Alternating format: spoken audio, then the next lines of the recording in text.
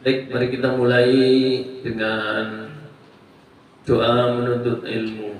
Bismillahirrahmanirrahim.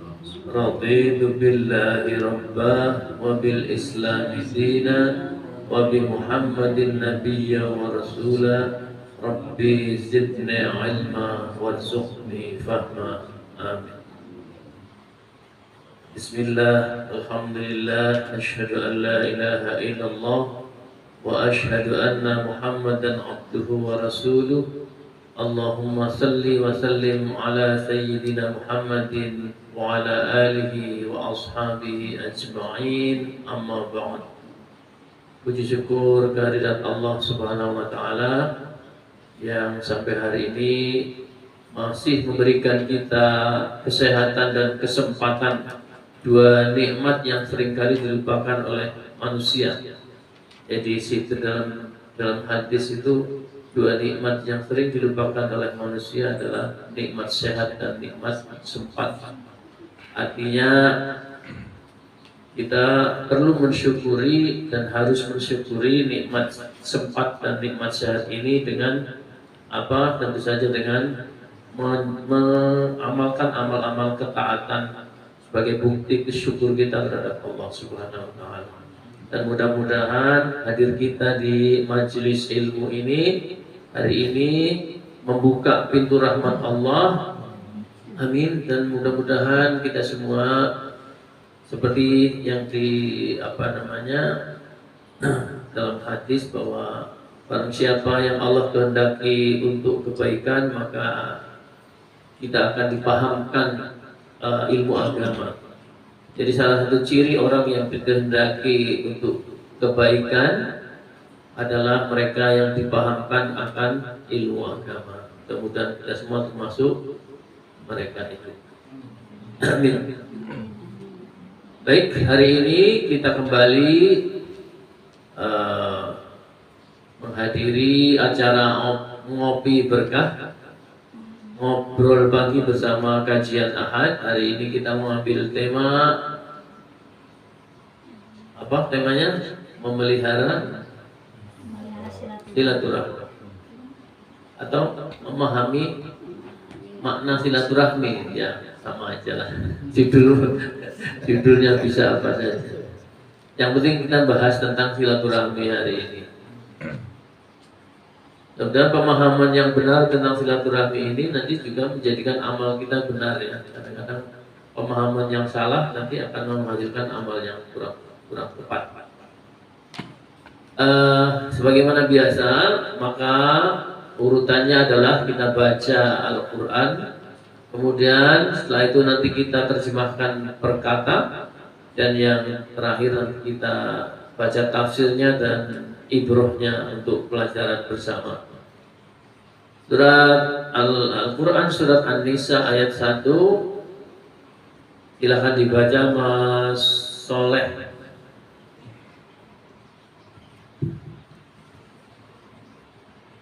أعوذ بالله من الشيطان الرجيم بسم الله الرحمن الرحيم يا أيها الناس اتقوا ربكم الذي خلقكم من نفس واحدة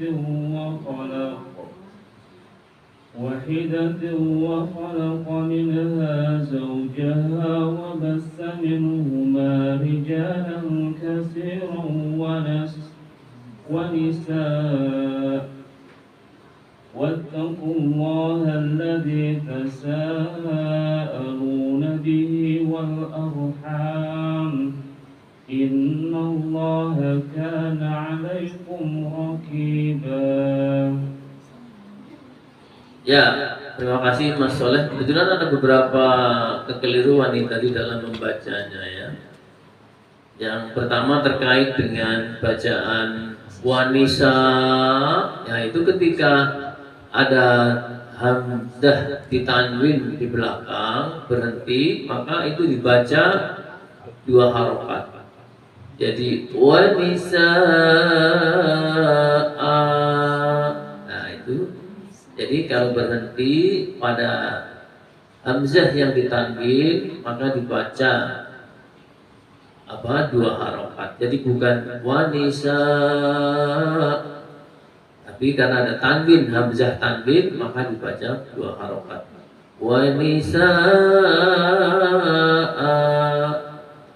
Terus tadi ada dua mad yang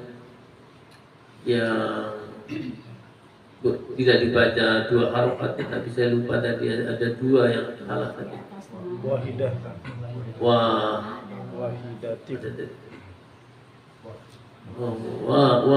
Wahidah ini panjang, wahidah, wanya panjang, satunya di depan tadi ya ayuhan nas ya.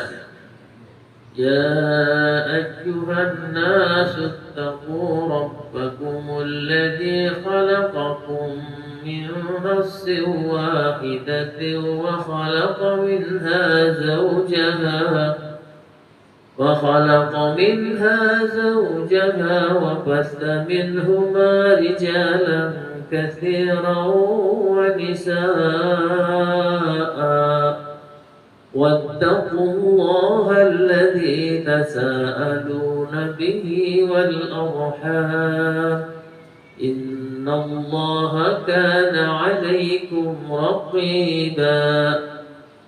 Nah, jadi begitu Mas Soleh, mudah-mudahan jadi pembelajaran bagi kita bersama. Jadi nggak apa-apa salah membaca, malah jadi pelajaran bagi yang lainnya. Ayat yang berikutnya mangga Mas gantian juga Mas Mustafa, Mas Mustafa Muhammad ayat 22 dan 23.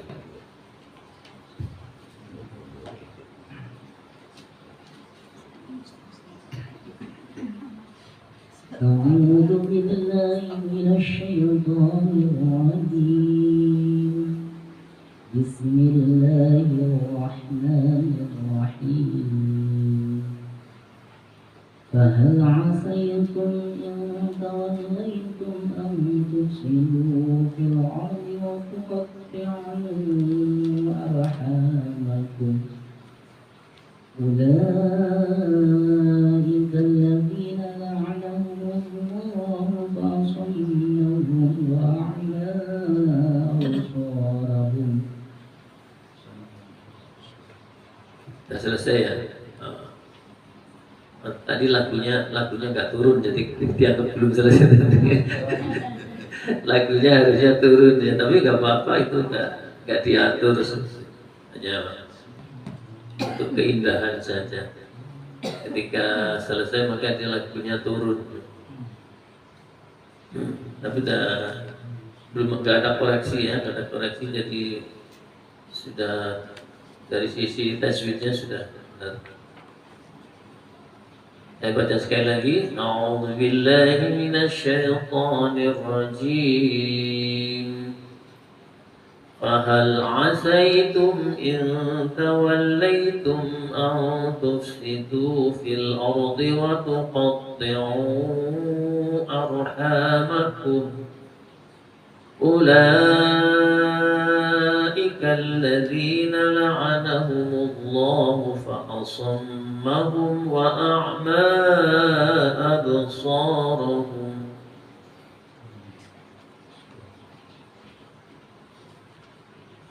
Baik, mudah-mudahan kita semua mendapat rahmat dari Allah dengan pembacaan dua ayat Al-Quran tadi.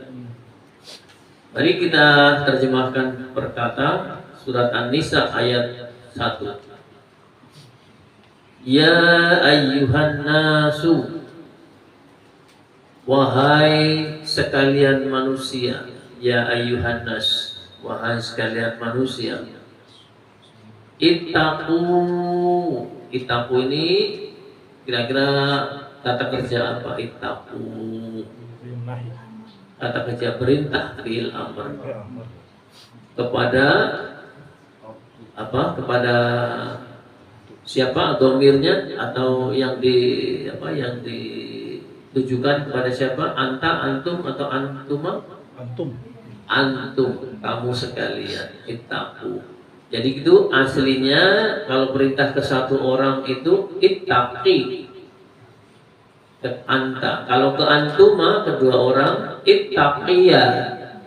Kalau ke banyak orang kamu sekalian ittaqu.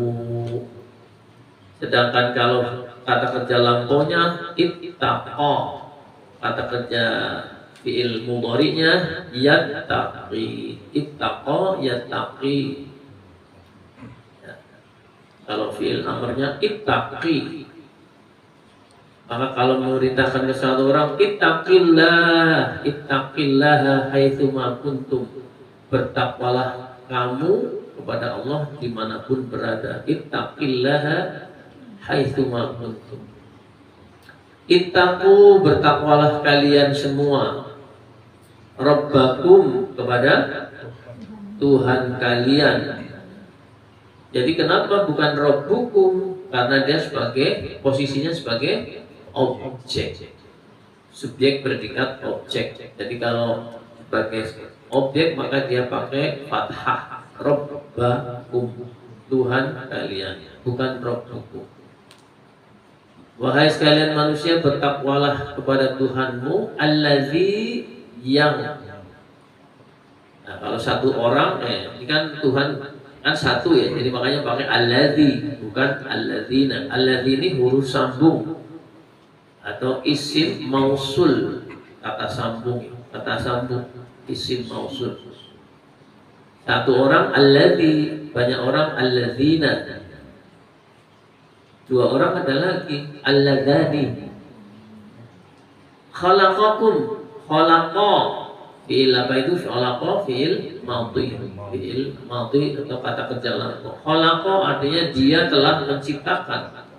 Khalaqa, kalau dia sedang atau akan menciptakan, yakhluqu. Khalaqa yakhluqu.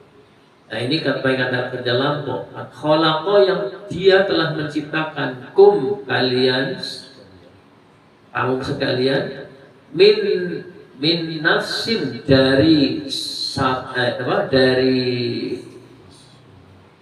enaknya dilanjut saja. Min nafsin wahidatin, min nafsin wahidatin, dari diri yang satu, wahidah satu. Nafsin ini maknanya bisa jiwa, bisa pribadi, bisa diri. Dari diri yang satu, dari jiwa yang satu. Wahai sekalian manusia, bertakwalah kepada Tuhan kalian yang Dia telah menciptakan kalian dari diri yang satu. Yakni siapa? Bapak Adam ya, dari diri yang satu. Min nafsi wahidah. Wa khalaqa, dan dia telah menciptakan minha, daripada nafsi wahidah, dari diri yang satu tadi, zaujaha, pasangannya. Pasangannya siapa? Yang kita sebut apa? Ibu Hawa ya, Hawa. Wabasa ini maknanya menyebarkan. Kalau enaknya mengembangbiakan. Kalau manusia apa yang paling pas apa? Dan kemudian mengembangbiakan ya. Kalau manusia mengembangbiakan pas enggak ya? Keturunan. Tapi memang mananya itu. Wabasa itu menyebarkan. Coba kalau diterjemahan namanya anunya memperkembangbiakan ya, diterjemahannya begitu, memperkembangbiakan. Tapi mabasa itu maknanya bisa menyebarkan, menghamburkan ya. Bahkan kalau radio bisa menyiarkan, itu bisa basa, menyiarkan. Menyiarkan itu sama dengan menyebarkan suara, kan itu basa. Mabasa minhuma, dan memperkembangbiakan minhuma, dari keduanya.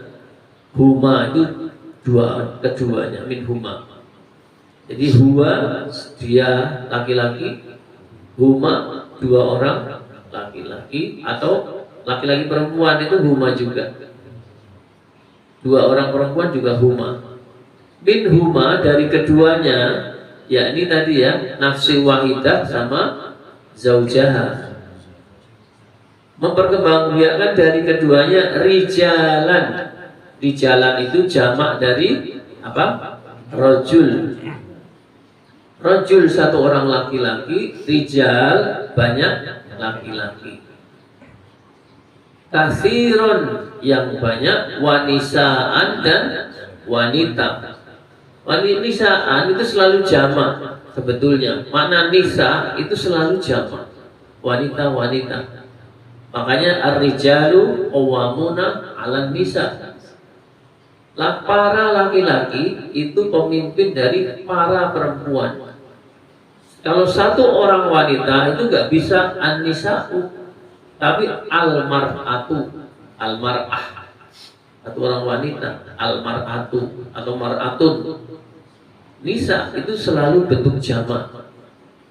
Nggak bisa dikatakan satu orang wanita itu apa? Nisa'un, itu nggak bisa. Tapi anak saya namanya Nisa. Anak saya namanya Nisa. Ya udah umum ya di Indonesia ya, Nisa perempuan. Padahal makna aslinya itu jamak, bentuk jamak.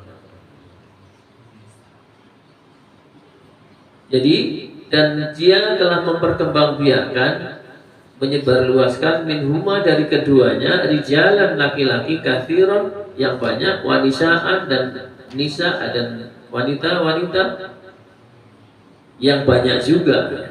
Jadi ini kembalinya ke katsiron, rijalan. Jadi ini bisa dibalik begini ya, tapi nggak boleh. Kalau bahasa Arabnya boleh dibalik nih. Wa batsa minhuma rijalan wa nisaan katsiron. Terusnya bisa begitu, cuma kan nggak boleh ya. Tapi dari secara bahasa boleh. Wa batsa minhuma rijalan wa nisaan katsiran. Tapi ke Al-Qur'an bunyinya seperti itu, jadi indah. Bukapannya indah. Rijalan katsiran wa nisaa. Wattaqullaha, dan bertakwalah kalian kepada Allah, allazi yang tasaaluna bihi. Tasaaluna itu saling. Tasaalu itu maknanya bisa saling meminta, bisa saling menanyakan. Tapi dalam konteks ini saling meminta. Tasaaluna artinya saling meminta. Yang kalian saling meminta bihi dengan Allah tadi ya. Jadi ada tafsirnya. Maksudnya apa? Yang dengan Allah itu kalian saling meminta. Nanti kita tafsirnya kita lihat.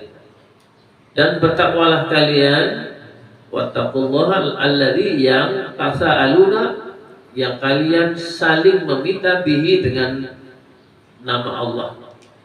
Wal arham, dan kalau arham itu sebetulnya jamak dari rahim.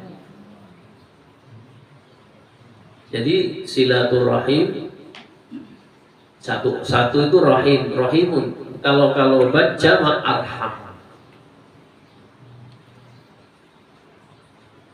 Ini sebetulnya kan cuma kata-katanya gini ya, wal arham dan silaturahmi, tapi maksudnya nanti ada tafsirnya ya, ada tafsirnya. Ini ada kata-kata yang tersembunyi, maksudnya kan dan apa namanya, peliharalah hubungan silaturahmi. Jadi banyak di Al-Quran itu kata-kata yang apa ya, yang tidak diungkapkan dalam lafal, tapi sebenarnya disembunyikan. Kalau seperti ini kan maknanya bertakwalah kepada Allah yang kalian saling meminta dengannya, wal arham dan silaturahmi. Kan kurang nyambung kalau nggak dipakai peliharalah silaturahmi. Jadi ada kata yang hilang, dan peliharalah silaturahmi. Innallaha, sesungguhnya Allah, kana adalah Allah, alaikum atas kalian, raqiban. Raqiban itu yang mengawasi, memantau. Raqaba yarqubu raqiban. Jadi mengawasi, pekerjaannya kata kerjanya raqaba. Bentuk lampunya raqaba, bentuk mudhari'nya yarqubu. Kemudian orang yang mengawasi raqiban. Jadi Allah yang mengawasi.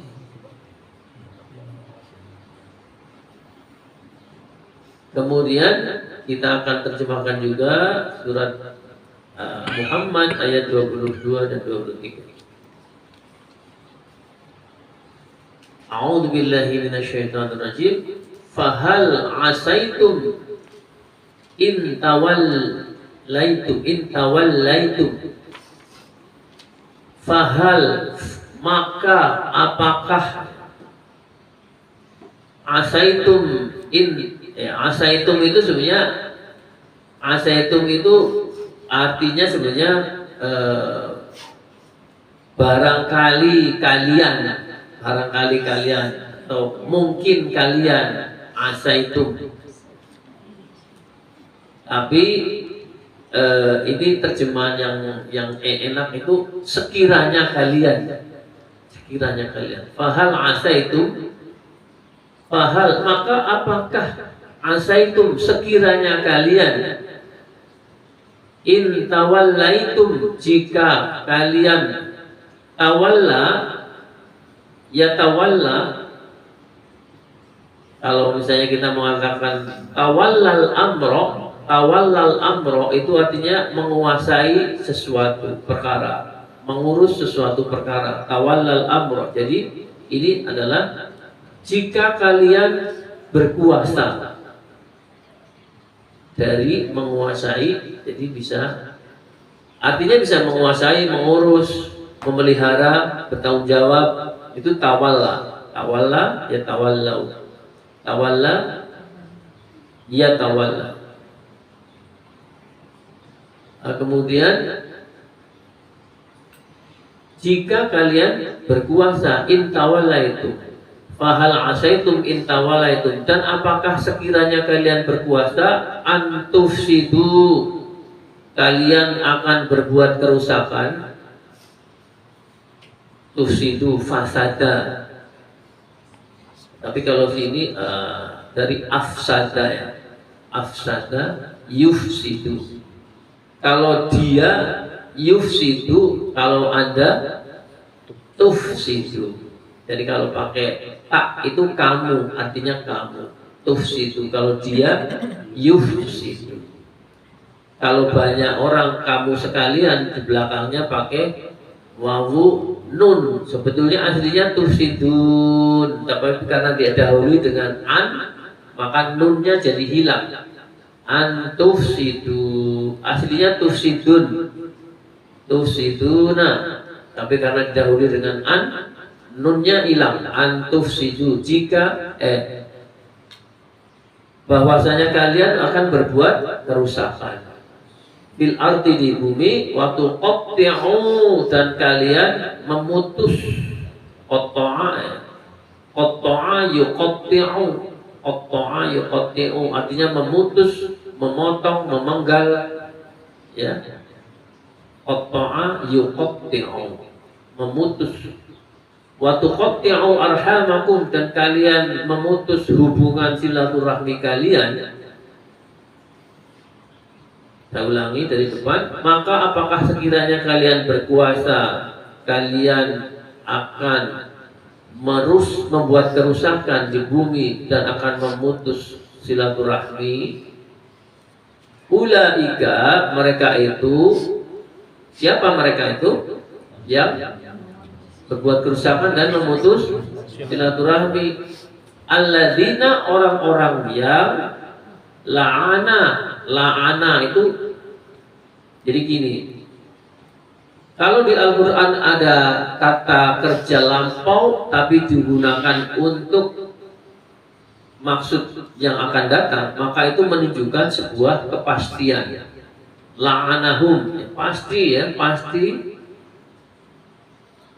akan melaknat mereka. La'anahum, siapa yang melaknat? Allah. La'anahumullah. Ulaika, mereka itu alladzina, orang-orang yang la'anahum, melaknat mereka Allah. Jadi orang-orang yang membuat kerusakan di bumi dan memutus silaturahmi itu dilaknat oleh Allah. Apa maksud dilaknat? Jadi ketika ada kata-kata laknat, maka maksudnya adalah dijauhkan dari rahmat Allah. Rahmat itu apa? Ya gampangannya kasih sayang Allah.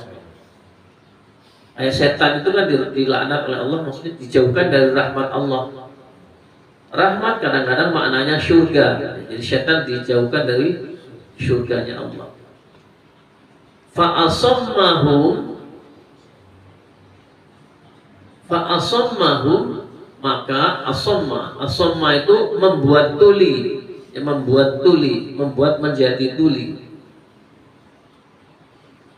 Fa'asamma, maka Allah membuat tuli hum pada mereka, wa a'ma, dan Allah membuat mereka buta, absarahum, penglihatan mereka.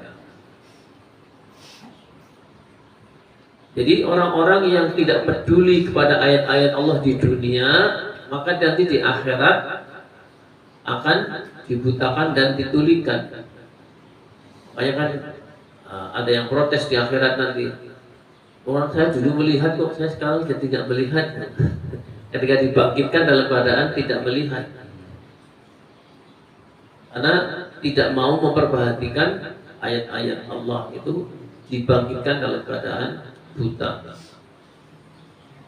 Saya baca keseluruhan.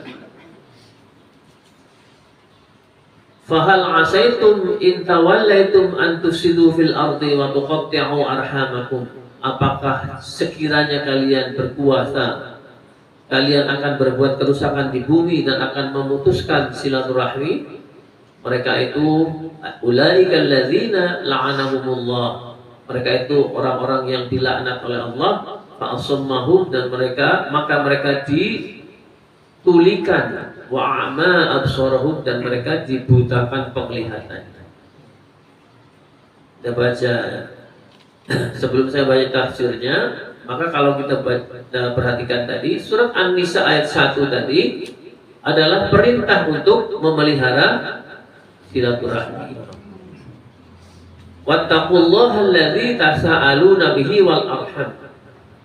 Dan bertakwalah kepada Allah dan yang dengannya kalian saling meminta, wal arham, dan peliharalah silaturahmi. Jadi pada surat An-Nisa ayat 1 ada perintah untuk memelihara silaturahmi.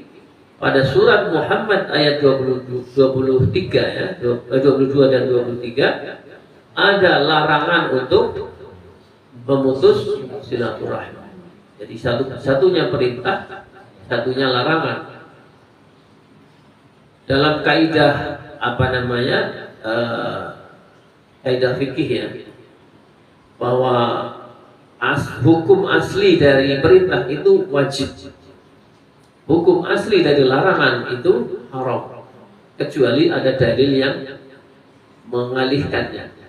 Lah ini tidak ada perbedaan di kalangan ulama, tidak terdapat perbedaan pendapat tentang wajibnya menyambung silaturahmi, dan memutuskan silaturahmi adalah dosa besar.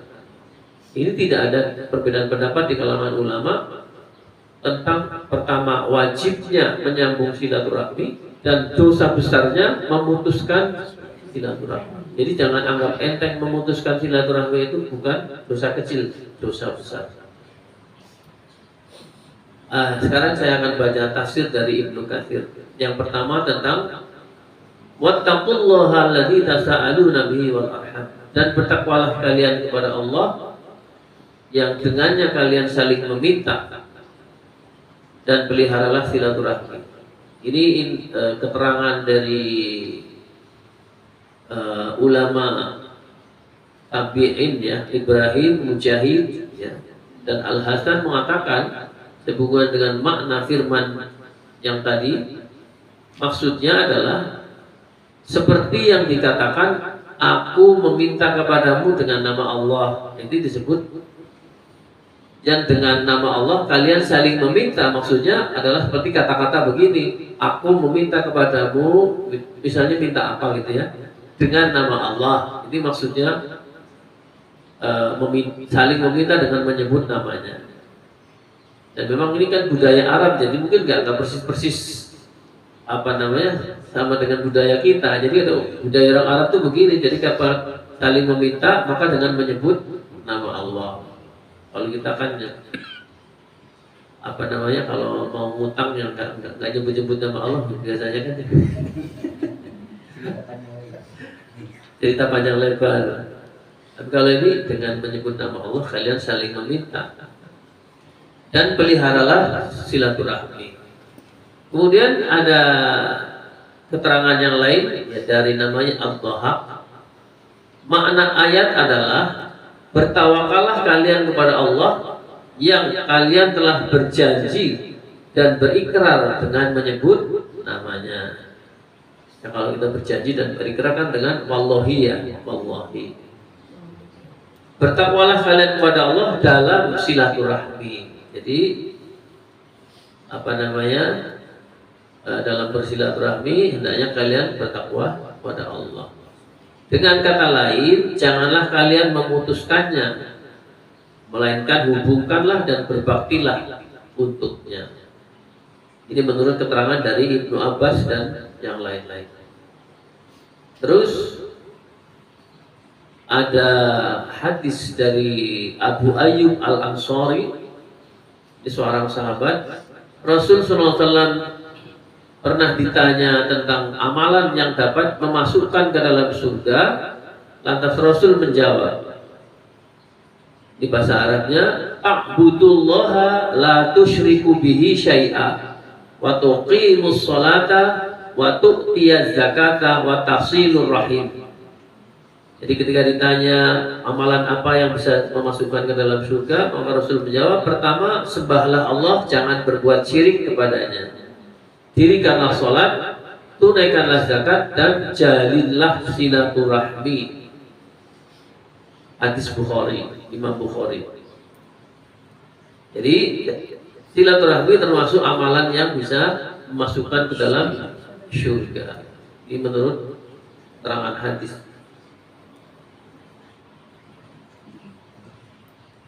Ini ada penjelasan lebih lanjut tentang apa namanya, silaturahmi dari hadis Sahih Bukhari.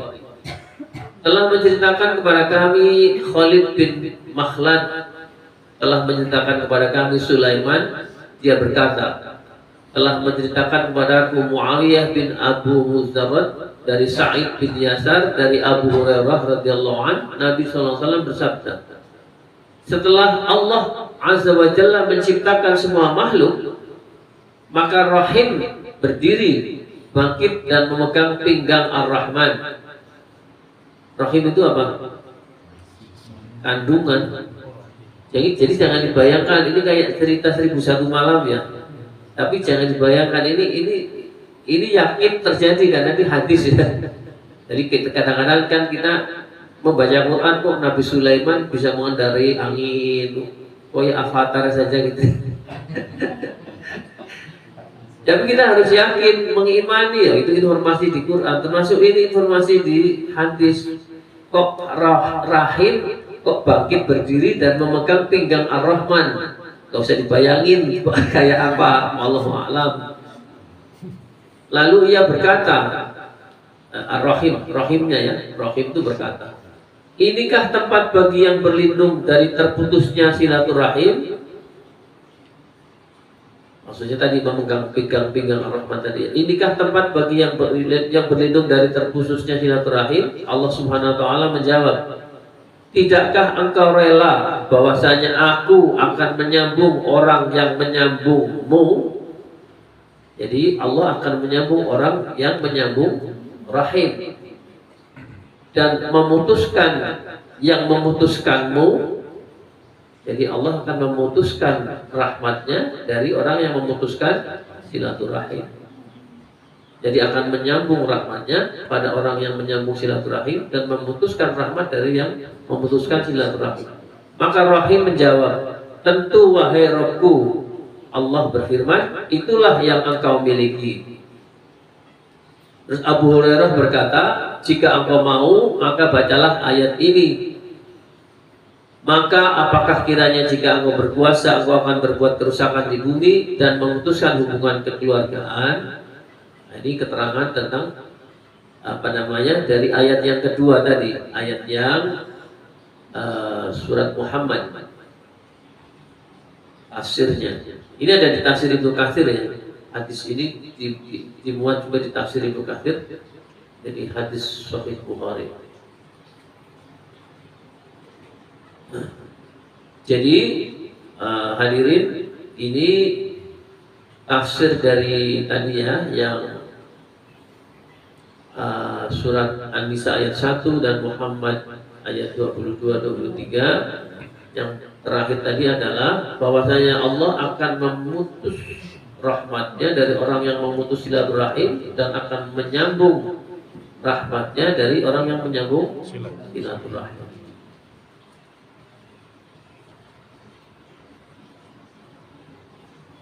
Berikutnya saya akan bacakan hadis tentang ancaman pemutus silaturahim.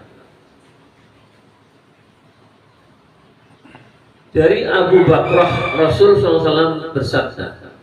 Ini hadis riwayat Abu Daud, Imam Tirmizi dan Ibnu Majah, dan kedudukannya sahih. Dari Abu Bakrah, Rasul SAW bersabda, ma min dzambin ajdaru ay yu'ajjilallahu ta'ala li sahibihi al-'uqubata fid dunya. Tidak ada dosa yang lebih pantas untuk disegerakan balasannya bagi para pelakunya di dunia ini, ya, ma'a ma yadzakhiru lahu fil akhirah, berikut dosa yang disimpan untuknya di akhirat, mislul baghi wa qati'ati ar-rahimi, daripada perbuatan yang melampaui batas dan memutus silaturahmi. Saya baca sekali lagi. Tidak ada dosa yang lebih pantas untuk disegerakan balasannya bagi pelakunya di dunia. Jadi balasannya untuk dosa ini akan disegerakan di dunia, tidak nunggu di akhirat. Pada siapa? Pertama, orang yang berbuat zalim, dan yang kedua adalah orang yang memutus silaturahmi. Jadi kalau kita memutus silaturahmi dengan orang tua, dengan saudara yang punya hubungan darah. Siapa sih saudara yang punya hubungan darah? Kalau ke atas itu, kalau sejajar itu ya paman, sejajar itu ya saudara, kakak adik. Kalau ke atas ada paman, bibi, uwa itu ya paman, bibi, uwa. Terus ada kakek, pertama orang tua ya. Orang tua, kakek, nenek, ke atas lagi. Yang ke bawah itu adalah cucu, ponakan, anak-anak, ponakan, cucu. Semuanya itu karib kerabat. Yang kalau kita memutus silaturahmi, maka dosanya akan segera dibalas di dunia, tidak menunggu di akhirat. Ini ancaman bagi pemutus silaturahmi.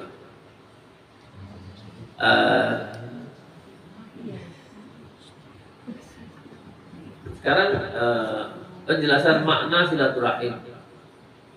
Silaturahim itu berasal dari dua kata, silatun dan ar-rahimu. Silah itu tali, akan ada silah itu menyambung. Silah itu menyambung. Rahim itu apa? Rahim kandungan, kasih sayang.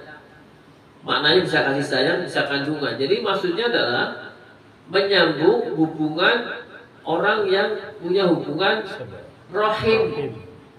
Rahim itu kandungan. Maksudnya punya hubungan darah. Punya hubungan darah. Tadi sudah saya sampaikan, menyambung hubungan dengan orang yang punya hubungan darah, yang sejajar, yang ke atas, yang ke bawah. Tadi sudah saya ceritakan. Jadi itu semua adalah kalau terkait dengan orang yang punya hubungan darah, kita sebut sebagai karib kerabat. Karib kerabat, maka itu disebut silaturahim. Jadi kalau saya dengan Mas Adin dengan yang lain, ya Pak Riyadi, itu bukan silaturahim. Ini bahasa agama ya, namanya ukhuwah, persaudaraan sama muslim, ukhuwah Islamiyah. Jadi silaturahim itu terbatas pada orang-orang yang memiliki hubungan darah. Jadi yang dimaksud di sini yang dosanya tidak tunggu balasannya di akhirat, itu silaturahim dengan karib kerabat. Sedangkan kalau dengan yang bukan karib kerabat namanya ukhuwah.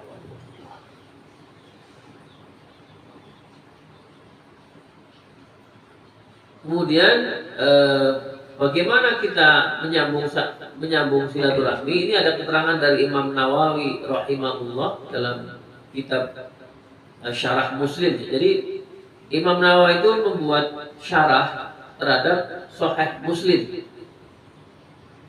Perawi Imam Muslim kan yang mengumpulkan hadis. Kemudian Imam Nawawi itu yang bermadzhab Syafi'i itu membuat keterangan namanya syarah Sahih Muslim. Nah, ini salah satu keterangan tentang silaturahmi yang terdapat dalam syarah Sahih Muslim. Adapun silaturahmi, ya saya baca terjemahnya saja. Ia adalah berbuat baik kepada karib kerabat sesuai dengan keadaan orang yang hendak menghubungkan dan keadaan orang yang hendak dihubungkan. Jadi berbuat baik, pertama kuncinya adalah berbuat baik kepada karib kerabat. Itu dengan memperhatikan apa? Keadaan orang yang menghubungkan dan keadaan orang yang hendak dihubungkan. Terkadang berupa kebaikan dalam harta, terkadang dengan memberi bantuan tenaga, terkadang hanya dengan mengunjunginya, terkadang dengan hanya memberi salam, dan cara yang lainnya. Jadi ini Imam Nawawi memberikan penjelasan, pokoknya asal berbuat baik kepada karib kerabat. Mau juga sekedar telepon, assalamualaikum, ya Umi, ya Abi yang masih punya ya, udah nggak punya, dua-duanya udah nggak ada. Cuma sekedar telepon, memberi salam, itu sudah termasuk cara untuk menyambung silaturahmi. Apalagi kalau tiap bulan memberi nafkah. Ini yang kadang-kadang nggak dipahami ya, bahwa memberi nafkah kepada orang tua yang membutuhkan itu wajib hukum. Bukan hanya orang tua, dari kerabat. Tadi yang saya katakan, anak, istri, ponakan, cucu, paman, bibi, pakde yang membutuhkan, ya ada catatannya ya. Jangan sampai kita bersenang-senang sendiri sementara karib kerabat kita mau makanannya susah. Ini dosa besar. Termasuk berbuat baik tadi kan, memberikan nafkah dalam bentuk harta.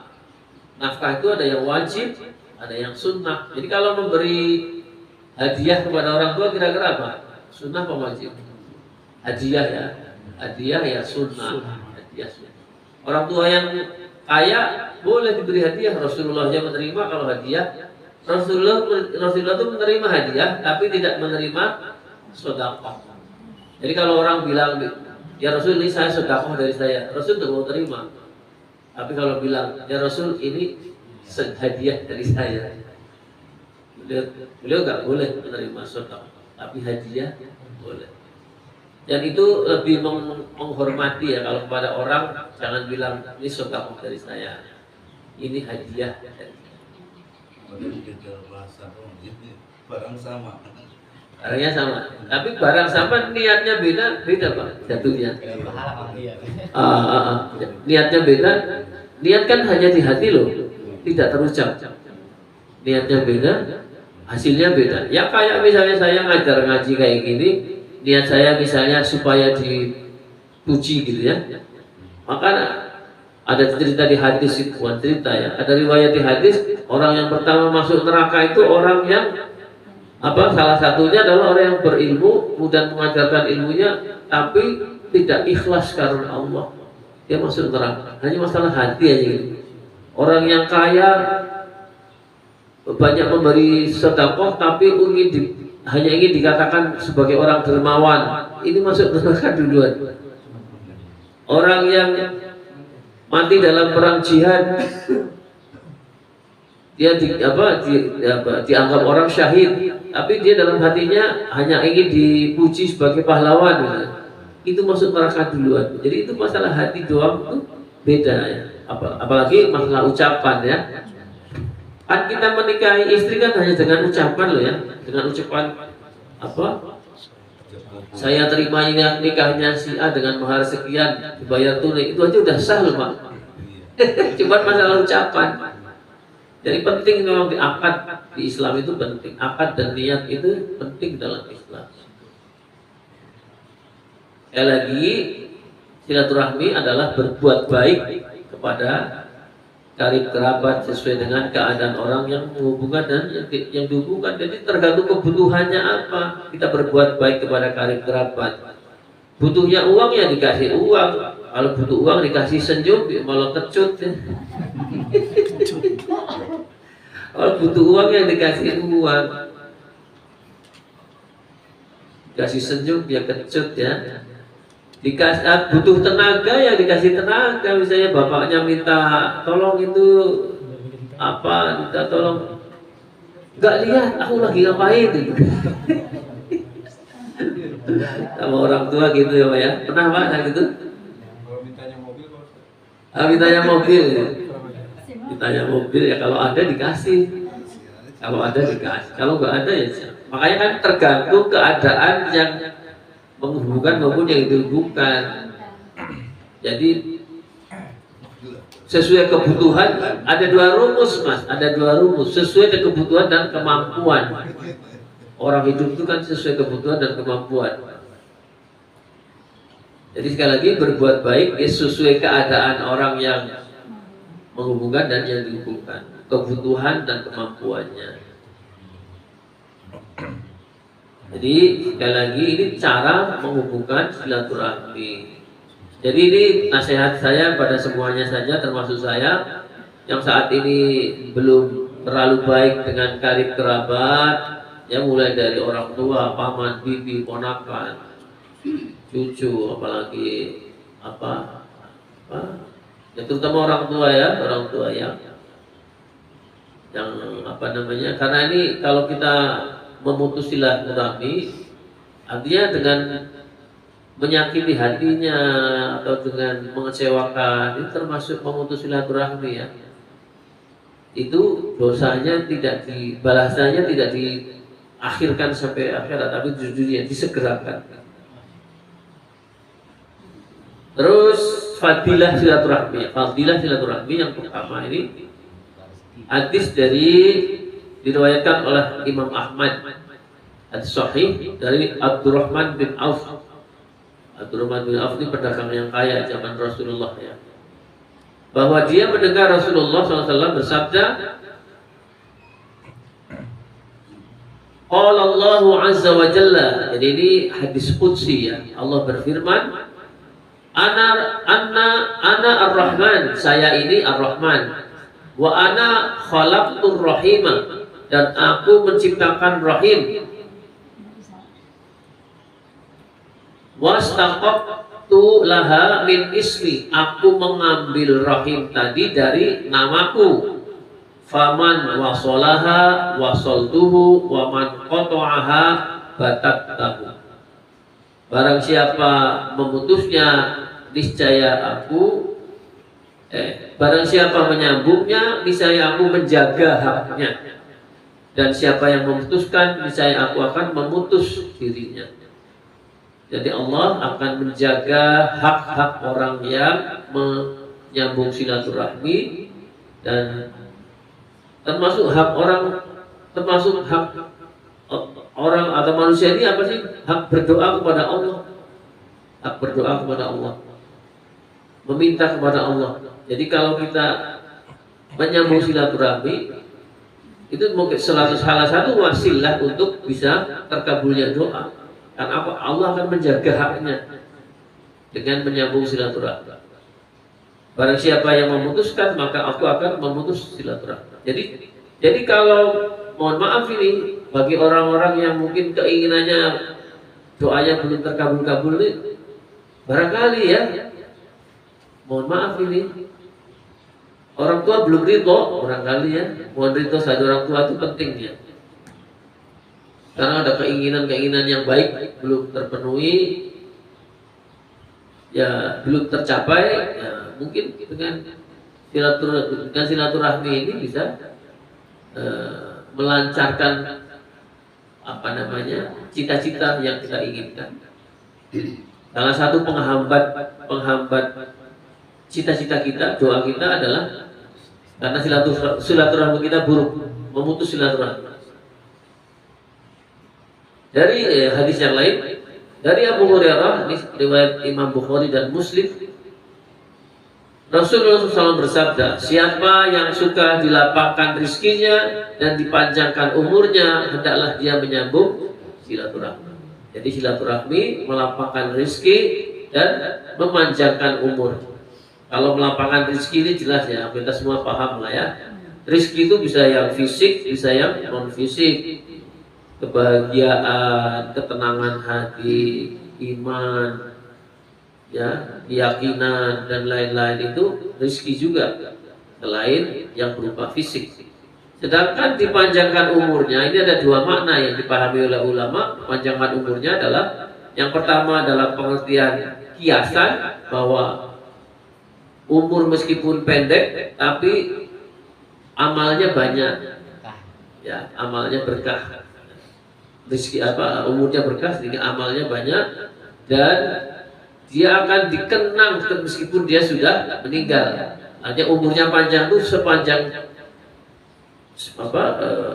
hayat itu dikenang sama orang sebagai orang yang baik karena silaturahmi.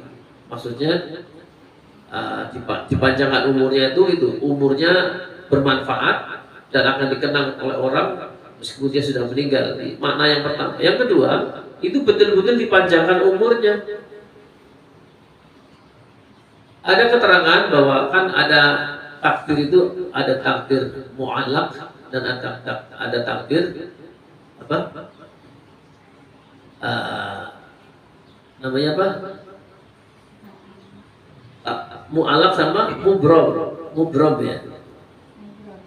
Mu'allaq sama mubrom. Ya, takdir mubrom namanya. Takdir mu'allaq dan takdir mubrom. Takdir mubrom itu adalah ketetapan Allah yang tidak bisa dirubah. Takdir mu'allaq itu takdir yang digantungkan. Kalau kamu misalnya berdoa, maka kamu akan misalnya diselamatkan dari ini. Kalau kamu tidak berdoa, maka kamu akan kena musibah ini. Ini takdir mu'allaq, digantung. Tapi sebetulnya Allah sudah tahu bahwa orang ini akan berdoa. Nah, ini takdir mubrom. Takdir mubrom itu atas ilmu Allah bahwa orang ini sebetulnya nanti akan berdoa. Tapi dalam dalam konteks takdir mu'allaq, kalau orang itu berdoa, maka dia akan diselamatkan dari musibah. Kalau dia nggak berdoa, maka dia tidak selamat dari musibah. Itu takdir mu'allaq yang menjadi pilihan kita. Kalau kita berusaha yang terbaik, hasilnya baik. Kalau hasilnya tidak, usahanya kurang maksimal, ya hasilnya nggak maksimal. Ini takdir mu'allaq. Tapi sebetulnya Allah sudah tahu bahwa orang ini pasti usahanya nggak maksimal. Ini namanya takdir mubrom. Jadi terus ada satu lagi hadis dari Ibnu Umar, ini anaknya Umar, riwayat Bukhari. Barang siapa yang bertakwa kepada Rabb-nya dan menyambung silaturahmi, niscaya umurnya akan diperpanjang dan hartanya akan diperpanjang serta keluarganya akan mencintainya. Ini ditambah satu ya. Selain rezekinya, ini malah menyebutnya harta ya. Hartanya diperbanyak, umurnya diperpanjang, keluarganya akan mencintainya. Jadi kalau ya ini sudah logis saja ya. kalau silaturahmi baik, insya Allah yang keluarganya mencintai, logis saja. Jadi ini saya baca satu lagi tentang tadi ya, karena terkait dengan masalah infak pada tadi ya orang tua dan karib kerabat. Ini ada ayat ya, ada ayat yang surat Al-Baqarah ayat 215. Ini sebagai penutup saya untuk memperhatikan bahwa orang tua dan karib kerabat itu harus diutamakan dalam masalah infak. Ini ayatnya begini. Mereka bertanya tentang apa yang mereka infakkan. Jawablah, apa saja harta yang kamu nafkahkan hendaklah diberikan kepada ibu bapak. Pertama. Kedua, kaum kerabat. Ketiga, anak yatim. Keempat, orang-orang miskin. Kelima, orang-orang yang sedang dalam perjalanan. Jadi urutan orang memberikan infak, kalau kita punya kelebihan harta, adalah pertama kepada siapa? Ibu bapak. Kedua kepada kaum kerabat, saudara tadi yang saya sebut silaturahmi ya. Kemudian anak-anak yatim, baru anak-anak yatim. Jadi nama ibu bapak, kaum kerabat, saudara dekat itu didahulukan ketimbang anak yatim, orang-orang miskin. Maksudnya bapak ibu kaum kerabat yang membutuhkan, yang miskin juga gitu. Kalau nggak membutuhkan ya hadiah. Jadi ini yang kadang-kadang nggak dipahami ya. Jadi urutannya kalau kita berinfak, pertama kepada orang tua, kedua kepada saudara-saudara yang punya hubungan darah, baru ke anak yatim, orang miskin dan yang lain. Dan itu termasuk cara tadi apa? Menyambung silaturahmi. Baik, mudah-mudahan bermanfaat. Dan cukupkan. Kalau ada tanya jawab silakan. Akhiri, subhanakallahumma bihamdika asyhadu an la ilaha illa anta astaghfiruka wa atubu ilaik. Alhamdulillahirabbil alamin. Assalamualaikum warahmatullahi wabarakatuh.